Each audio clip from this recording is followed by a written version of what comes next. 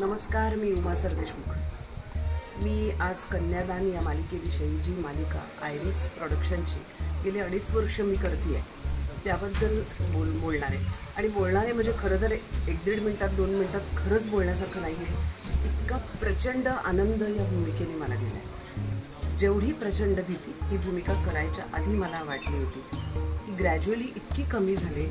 आणि आजपर्यंत अशा माझ्या भूमिकेसाठी माझं कास्टिंग कधीच झालेलं नव्हतं की out and out negative role हा मला कुणी असा ऑफर केला नव्हता, इतका लेंथवाला।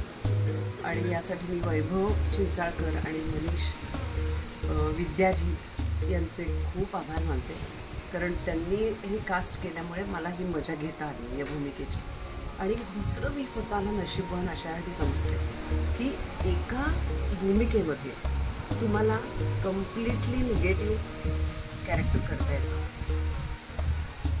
त्याच सिरियलमध्ये तुम्हाला अत्यंत पॉझिटिव्ह प्रेमळ असं कॅरेक्टर करता येतं। तेच म्हणजे जे आशालता कॅरेक्टर मी करते तेच निगेटिव्ह, तेच कम्प्लिटली पॉझिटिव्ह आणि हलकंसं फनी, असा काय म्हणू त्याला आपण की असा योग मानले वाटत कोणाच्या आयुष्यात कधी आला असेल। एका मालिकेमध्ये एकदा पॉझिटिव्ह रोल केला, एकदा निगेटिव्ह रोल केला, असं होत असेल।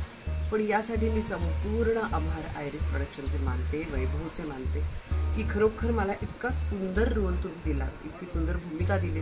किती माझ्याकडनं ती मला पेलता आली आहे मला माहिती नाही, पण हे माझं भाग्य आहे। आणि आज अतिशय खरंच वाईट वाटते, खूप वाईट वाटते, कारण इतका सुंदर ग्रुप झाला होता। ह्या सगळ्या नवीन मुली, त्यांची प्रोग्रेस पण इतकी सुरेख बघायला मिळाली डे 1 पासून आत्तापर्यंत।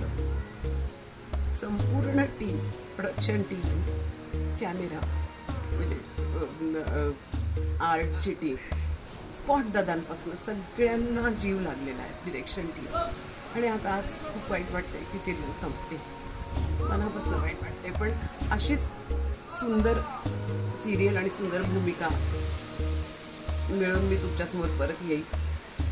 Thank you so much.